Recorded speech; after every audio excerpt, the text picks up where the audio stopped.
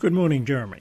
Now, look, recently there were some tours which happen every year, I think, in the Warrnambool Cemetery, and this year I think you were focusing on people with unusual occupations. Was that right? Or Yes, trades and or unusual occupations, and this year one of our occupations we tackled was an umbrella maker. Right. Which is An Italian man by the name of Giuseppe Cinquegrana. Right, okay. He was here in Warrnambool for a long time, and he had been in the umbrella business from the 1890s until his death in 1945. His advertisement in the Standard at one stage was, "Cinquegrana's umbrellas are reasonable, seasonable, durable and procurable. Repairing and recovering a specialty." I don't know, mate, I'd like that still these days. I'm not sure that we repair umbrellas these days, unless they're very special ones. Yes, right. Giuseppe originally came from a town in Italy called Viggiano, which in itself was a little bit famous. It was famous for its musical talent and the fact that they made harps in that village or town. He didn't bring one of those with him as well? Well, he did get involved in a similar business later on. Yeah. Yes. But he came to Australia in 1882, and he was on the Cotopaxi, which obviously came from Italy by the sound of it. Mm-hmm. He wasn't here very long before he went off to New Zealand, where he met up with his brother. Right. And he started a business there, importing strings for stringed instruments, including harps. Right, okay. But also violins, guitars, etc. Right. And the business was Giuseppe Cinquegrana and brother. But I think his brother might have been the better businessman to a certain extent, because he got out of New Zealand and he came to Australia, and he started as an umbrella maker in Melbourne, virtually taking over from his wife's father.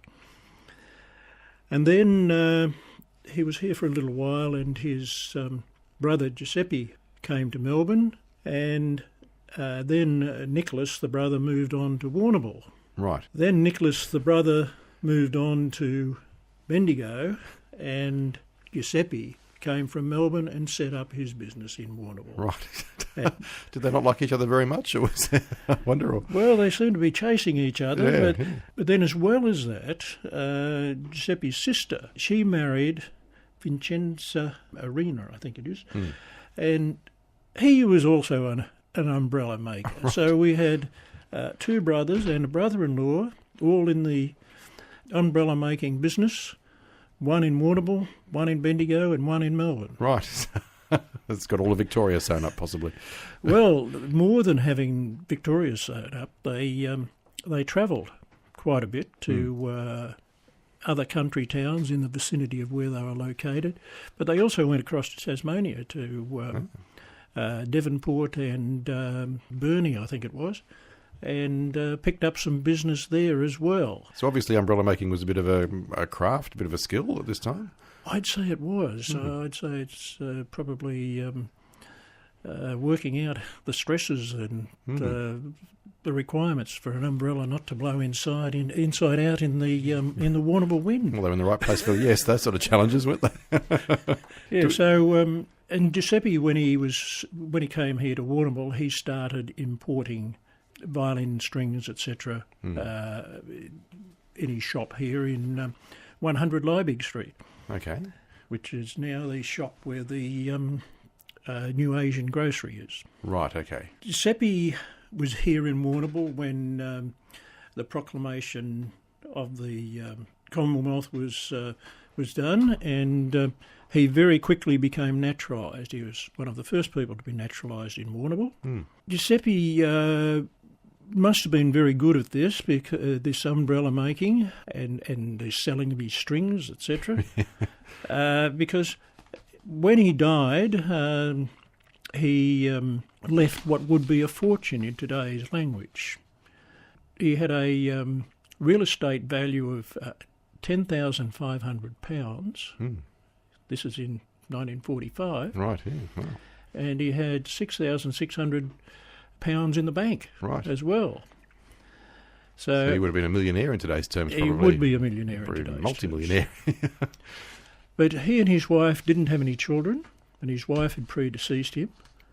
So he left it all to a niece and a nephew, who were the brother and sister of the one that died in Gallipoli. Right. He also left money to the Warrnambool District Base Hospital and to the Ladies Benevolence Society.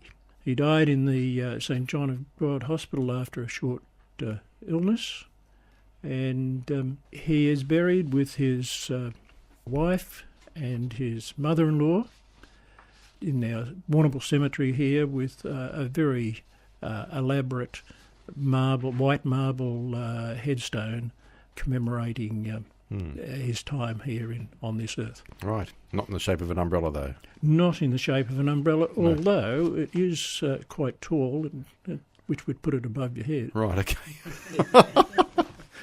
And we don't have any of his umbrellas? None of those have survived, I presume? Or? Not that I know of, but No. they could be around somewhere. Right. You know, somebody could have one Stashed stuck in behind the corner of the shed a door somewhere. Yeah, right. Yeah.